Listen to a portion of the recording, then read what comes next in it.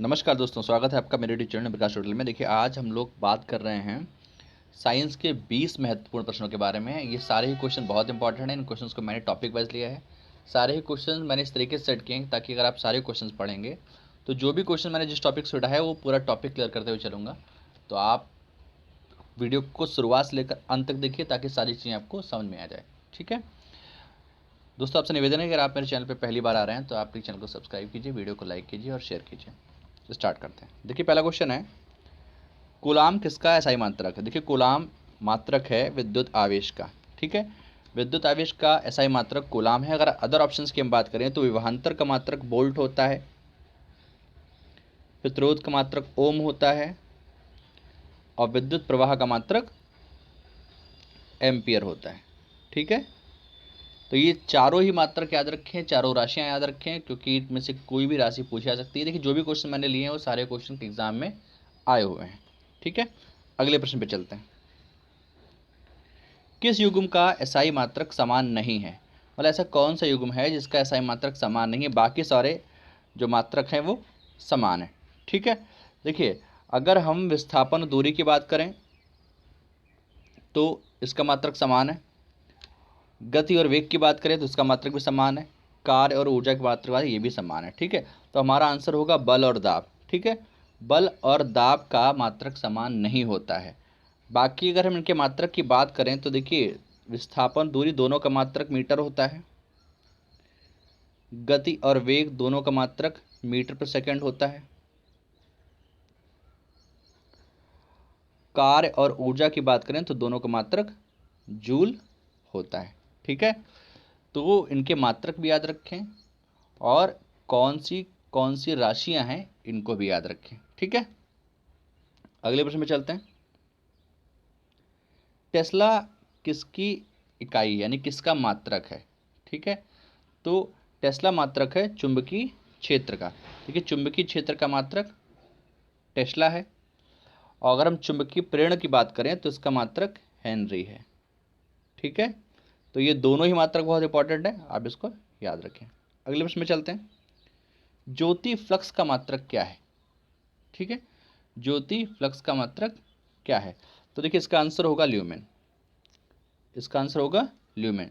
ज्योति flux का मात्रक lumen है। अगर हम कैंडला की बात करें तो ये ज्योति तीव्रता का मात्रक है। ठीक है, ज्योति तीव्रता का मात्रक कैंडला है। देखिए, टेस्ला को हम लोगों ने भी पढ़ा था। टेस्ला आपका चुंबकीय क्षेत्र का मात्रक है। ठीक है, पास्कल आपका दाब का मात्रक है। दाब का एक और मात्रक होता है न्यूटन प्रति मीटर स्क्वायर, उसे पास्कल भी कहते हैं। तो ये चारों ही मात्रक बहुत इंपॉर्टेंट है, चारों राशियाँ बहुत इंपॉर्टेंट थी। इनमें से किसी का भी मात्रक पूछा जा सकता है। अगले प्रश्न में चलते हैं। वेक्टर राशि कौन सी है। देखिए, वेक्टर राशि वो राशियाँ होती हैं जिनमें दिशा के साथ साथ परिमाण की भी आवश्यकता होती है, यानी कि हम वेक्टर राशियों को सदिश राशियाँ कहते हैं। ठीक है, तो सदिश राशियाँ और अदिश राशियाँ, इनमें अंतर भी याद रखिए। स्केलर जो राशियाँ होती हैं उनको हम अदिश कहते हैं, जो वेक्टर होती हैं उनको हम सदिश कहते हैं। तो हमको इस क्वेश्चन में बताना है कि सदिश राशि कौन सी है। देखिए, ऊर्जा आपकी अदिश है, चाल आपकी अदिश है, कार्य आपका अदिश है, बल आपका आंसर होगा। बल राशि जो है वो सदिश राशि है। अगर हम इनके मात्रक की बात करें तो ऊर्जा का मात्रक जूल होता है, चाल का मात्रक मीटर पर सेकेंड होता है, कार्य का मात्रक भी जूल होता है और बल का मात्रक न्यूटन होता है। ठीक है, सारी ही चीज़ें बहुत इंपॉर्टेंट है, इससे सारे क्वेश्चन आप याद रखें। अगले प्रश्न में चलते हैं। किन भौतिक राशियों के जोड़े की समान विमाएँ नहीं हैं। ठीक है, मतलब बाकी सारी विमाएँ समान हैं, लेकिन एक ऐसा ऑप्शन है जिसकी विमाएँ समान नहीं हैं। तो हमको बताना है किसकी विमाएँ समान नहीं हैं। तो हमारा आंसर होगा ऊर्जा और कोणीय संवेग। इसकी राशियाँ जो हैं इनका मात्रक अलग अलग होता है, समान नहीं होता है। बाकी संवेग और आवेग की बात करें इनका समान होता है, विस्थापन दूरी की बात करें इनका समान होता है, कार्य ऊर्जा का मात्रक भी समान होता है। ऊर्जा तथा कोणीय संवेग का मात्रक समान नहीं होता है। ठीक है, अगले प्रश्न पे चलते हैं। निम्नलिखित में से किसकी एक ही इकाई है, मतलब एक ही मात्रक है किसका, तो वो आपको बताना है। देखिए अगर हमारे में कार्य और बल आघूर्ण का मात्रक समान होता है, अगर इनके मात्रक की बात करें तो मात्रक होता है न्यूटन इंटू मीटर। ठीक है, जिसमें से बल आघूर्ण की बात करें तो बल आघूर्ण एक सदिश राशि है। ठीक है, बल आघूर्ण एक सदिश राशि है। बाकी के ऑप्शंस की बात की जाए तो कार्य एवं शक्ति दोनों का इकाई जो है अलग अलग है। कार्य की बात करें तो ये जूल होता है, शक्ति की बात करें तो उसका मात्रक वाट होता है। ठीक है, कार्य और बलागुण का मात्रक समान होता है जो कि हमारा आंसर है। बलागुण और कोणीय संवेग का मात्रक अलग अलग होता है, बलागुण जत्तागुण का भी मात्रक अलग अलग होता है। अगले प्रश्न में चलते हैं। एक वृत्ताकार पथ पर स्थिर गति वाले पिंड की गति को क्या कहते हैं? एक वृत्ताकार पथ पे अगर कोई गति कर रहा है पिंड तो उस वृत्ति को हम एक समान वृत्तीय गति कहते हैं। ठीक है, एक समान वृत्तीय गति कहते हैं। अगर कोई वृत्ताकार पथ पे कोई स्थिर गति से अगर कोई पिंड गति कर रहा है तो उस गति को हम एक समान वृत्तीय गति कहते हैं। ठीक है, अगले प्रश्न में चलते हैं। संवेग निर्भर करता है, देखिए संवेग किन चीज़ों पर निर्भर करता है, या आपसे ये कहा जा सकता है कि संवेग का फॉर्मूला क्या होता है। जो फॉर्मूला में कहा गया है वही चीज़ आपको बतानी है। तो संवेग किस चीज़ पर निर्भर करता है? संवेग द्रव्यमान तथा वेग दोनों पर निर्भर करता है।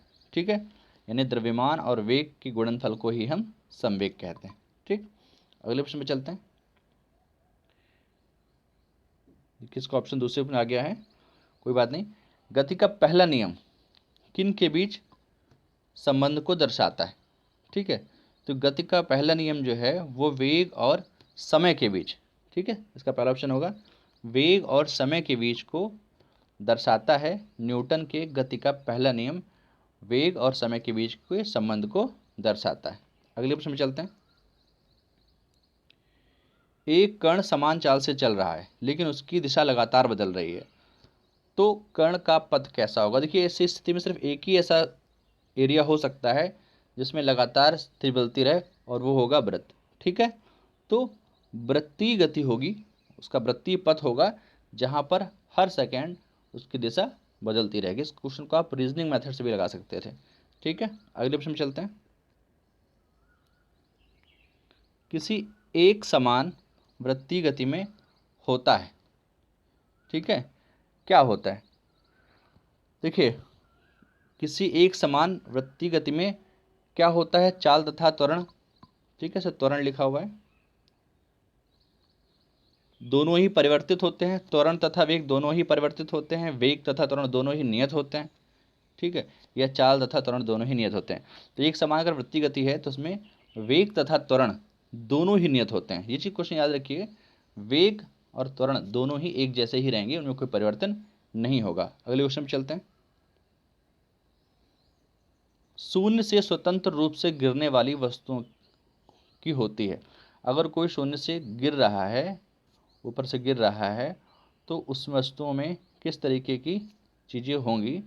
ऑप्शन है समान बल, समान त्वरण, समान गति या समान वेग। तो जो त्वरण होगा वो हमेशा समान रहेगा, गति बदलती रहेगी, वेग बदलता रहेगा, बल बदलता रहेगा, पर जो त्वरण होगा वो समान होगा। अगले प्रश्न पे चलते हैं। किसी लिफ्ट में बैठे हुए व्यक्ति को अपना भार कब अधिक मालूम होता है? ठीक है, तो देखिए अगर लिफ्ट समान रूप से नीचे आ रही है या समान रूप से ऊपर जा रही है, यानी समान गति से नीचे आ रही है, समान गति से ऊपर जा रही है, तो जो भार होता है वही भार आपको महसूस होता है। पर अगर त्वरित गति से नीचे आ रही है तो कम महसूस होगा, और त्वरित गति से अगर ऊपर जा रही है तो अधिक महसूस होगा। और क्वेश्चन में हमसे पूछा गया है कि लिफ्ट में बैठे व्यक्ति का भार अपना कब अधिक मालूम होगा? तो जब वो तेजी से ऊपर जा रही होगी। तो आंसर होगा हमारा जब लिफ्ट त्वरित गति से ऊपर जा रही हो तेजी से। ठीक है, अगले क्वेश्चन पे चलते हैं। जब किसी गतिशील वस्तु की चाल को दोगुना कर दिया जाए, ठीक है, जब किसी वस्तु की चाल को दोगुना कर दिया जाए तो उसकी गतिज ऊर्जा पे क्या प्रभाव पड़ेगा? देखिए सारे गतिज ऊर्जा के हैं, तो गतिज ऊर्जा पे उसकी ऊर्जा 4 गुनी हो जाएगी। ठीक है, 4 गुनी, इसका फॉर्मूला देखिए, गतिज ऊर्जा के बराबर होता है 1/2 mv²। ठीक है, तो चाल को 2 गुना किया गया है, आप इसमें वैल्यू पुट करके सॉल्व कर सकते हैं, तो चीज़ें 4 गुनी हो जाएंगे, गति ऊर्जा उसकी 4 गुनी हो जाएगी। यही हमारा आंसर है। अगले प्रश्न पे चलते हैं। निर्वात में स्वतंत्रता पूर्वक गति करते हुए पिंड की चाल समान होगी, त्वरण समान होगा, वेग समान होगा कि बल समान होगा। ठीक है, अगर निर्वात में स्वतंत्र पूर्वक कोई पिंड गति कर रहा है तो उसमें त्वरण समान होगा। ठीक है, यानी कि जो उसके स्पीड की बढ़ने की जो स्पीड होगी वो आपकी समान रहेगी हमेशा। ठीक है, और बाकी अगर हम चाल की बात करें तो चाल एक अदिश राशि है। ठीक है, जबकि वेग एक सदिश राशि है। ठीक है, दोनों का मात्रक सेम ही होता है, मीटर पर सेकंड मीटर पर सेकंड। ठीक है, बल एक सदिश राशि है। ठीक है, बल एक सदिश राशि, इसका मात्रक न्यूटन होता है। देखिए, सदिश अदिश राशियों को भी आप याद रखें। हालांकि बहुत से लोगों को सारा चीज़ आती है, लेकिन फिर भी एक बार रिवाइज करने में कुछ नहीं आता, तो आपको रिवाइज कर लेना चाहिए। ठीक है, कभी कभार क्वेश्चन थोड़ा तोड़ मड़ोड़ के पूछा जा सकता है। कभी कभार पूछता है कि कौन सी राशि अदिश है सदिश है, कभी कभार उसका मात्रक पूछा जाता है, कभी कभार उसका कोई फॉर्मूला पूछ लिया जाता है, तो कुछ भी पूछा सकता है। तो सारी चीज़ों को आप रिवाइज करते रहें, उन्हें और अच्छे तरीके से याद करते रहें। अगले प्रश्न पे चलते हैं। दो पिंडों के बीच का बल सदैव कैसा होता है? ठीक है, दो पिंडों के बीच का बल सदैव कैसा होता है? तो आपको पता होगा कि दो बल अगर आपस में लग रहे हैं या दो पिंड आपस में जुड़ रहे हैं तो उनमें बल तो समान होगा पर दूसरे के विपरीत होगा। ठीक है, तो समान और विपरीत दिशा में बल होता है। ठीक है, जो न्यूटन का जो तीसरा नियम है उसमें भी ये दिखाया गया, जिसको हम क्रिया और प्रतिक्रिया का नियम कहते हैं, उसमें भी ये दिखाया गया है कि अगर दो वस्तु अपने बल कार्य कर रहे हो तो वो समान तथा विपरीत बल लगाते हैं। यही हमारा आंसर होगा। अगले प्रश्न पे चलते हैं। द्रव्यमान और त्वरण के गुणनफल को क्या कहते हैं? ठीक है, तो द्रव्यमान और त्वरण के गुणनफल को हम बल कहते हैं। बल का ही व्यंजक होता है F = m/a। तो इसमें m आपका द्रव्यमान होता है, या आपका त्वरण होता है। तो उस फॉर्मूले को ही पूछा गया है, इसको आप याद रखें। अगले प्रश्न में चलते हैं। सॉरी, ऑप्शन थोड़ा सा ऊपर नीचे हो गया है, पर कोई बात नहीं। न्यूटन का गति का पहला नियम किसकी माप करता है?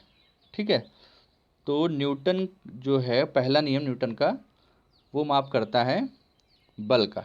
ठीक है, यानी न्यूटन की गति का जो पहला नियम है वो बल की माप करता है, या उससे बल की परिभाषा का व्यंजक प्राप्त होता है।